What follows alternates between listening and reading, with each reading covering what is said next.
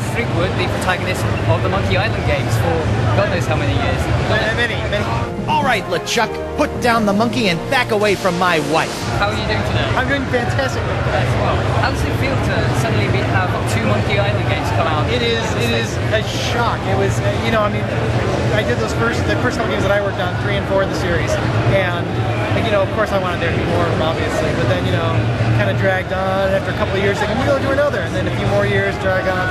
Well, maybe they could bring it back. It got to about 6 or 7 years out, and I said, you know what, forget it, never coming back.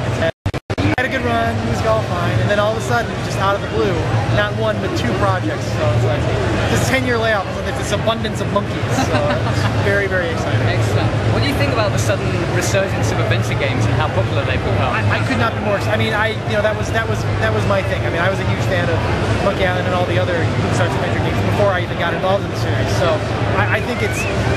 I feel like the time is right for it. I feel like the game industry. I mean, I'm no expert on the game industry. Voiceover is my thing, but I am a fan. I play a ton of video games, and I feel like it had to go through that phase where we were pushing pixels and just doing crazy action. Everything was whiz bang, and now I feel like it's ready. You have like a broader market now. You have more people who just want to play good games and hear good stories and all that. And I feel like people are willing to sit and take a little breath and take something that's a little slower pace and enjoy a great story and great characters. And I feel like that's kind of the direction the pendulum is starting to swing again. And I think and that combined with the fact that now you got digital download, which makes it more feasible from a financial standpoint. I mean, it's exciting. I think the timing is right, and I hope it sticks. I hope it really is. I hope it's not just a little blip here, but I hope it's really the start of another era, if you will. So. Hi, my name's Guybrush Threepwood, and I want to be a pirate.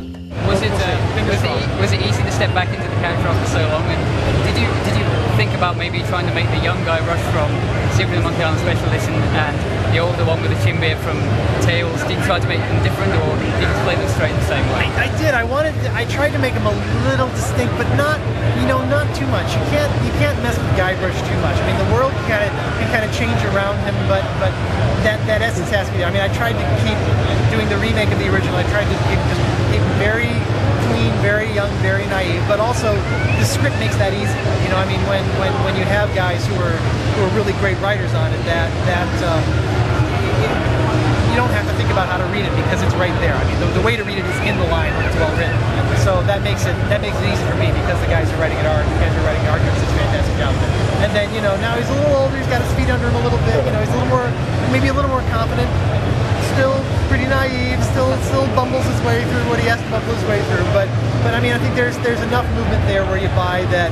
Yeah, he is growing a little bit. He is changing a little bit. But this is still Guybrush we're talking about. And you don't want him to change too much. Okay, no problem. I just need to find a fresh supply of impossible-to-find voodoo root beer. Tales of Monkey Island is obviously an episodic version of the game. Yes. How does that integrate with the recording of dialogue? Is it all done beforehand, or is it an ongoing process whilst the content is being created? Doing the voiceover for an episodic game is actually, from my standpoint, is way more enjoyable. It's so much easier because for the old games, those full-fledged, massive budget, huge, however many hours they were, we get a script. It was like this thing, literally a huge binder, and at least half of that would be my material, more than half of it actually. And I'd get in the studio with the director, and we'd be there for 3 weeks, 4 weeks, 8 hours a day. I mean, it takes a long time to get through all that dialogue, and especially for something like this, it's very lighthearted.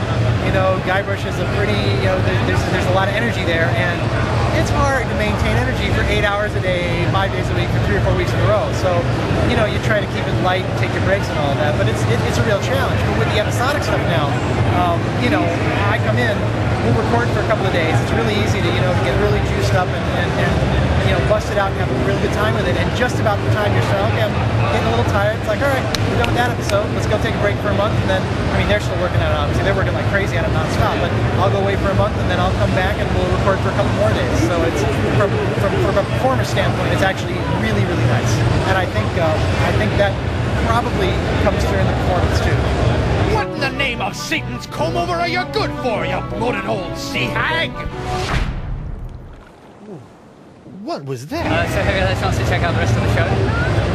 Not yet. Still No, early. not yet. I know I'm dying. I think tomorrow morning is probably gonna be. I think I got a window for a couple hours tomorrow morning where I can get out and about and check things out. And I'm dying to get around and see what I can see. So. And last question: how long can you hold your breath underwater? Not 10 minutes. I know, it really is. He mopped the floor with me, unfortunately. So, I'm working on it, though. Thanks very much for talking to us today. No sweat. Thanks, Karen.